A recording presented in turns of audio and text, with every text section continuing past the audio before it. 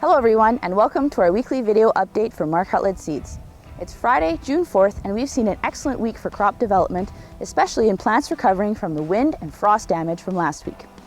Here are some photos of our P506 ML canola near Turon, Manitoba, last Friday and today. We have received calls about uneven emergence in corn in our area. This is occurring primarily in heavier textured soils where there's residue and also moisture variability and planting depth variability. Anything planted 1.5 inches or more shallow is where we're seeing the most issues.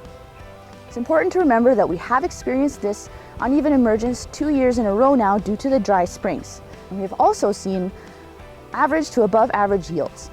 So while this situation is not ideal, there is still yield potential out there. And if you have questions about uneven emergence, please do not hesitate to call. It's been a busy week for the sprayers this week as well. We have received calls about staging in both corn and soybeans. In corn, we'd like to see that first leaf out, but the critical weed-free period is very important. And so if you have high weed pressure, please consider applying a herbicide earlier, such as glyphosate. In soybeans, we do want to see that first trifoliate fully emerged and developed, as it is more sensitive to that product. As always, we recommend a tank mix for effectiveness and glyphosate-resistant weed management. Some of the tank mixes that we suggest are the Eclipse, which is basically a co-pack of glyphosate and Lawntrel.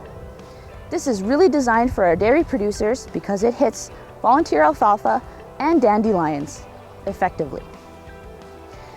Another tank mix that is tried and true in our area for volunteer canola in corn would be Armazon or Impact. Our team has found cutworm in the area, but not instances of high pressure. Please remember that if your corn is treated with the Lumavia seed treatment or the KT subproduct, you are protected against cutworm. It is typical to find some feedings on the leaves in a row because the cutworm must ingest this plant in order to die. Dairy producers have started cutting alfalfa and other grass forages this week, and we've had reports of yields being average to above average.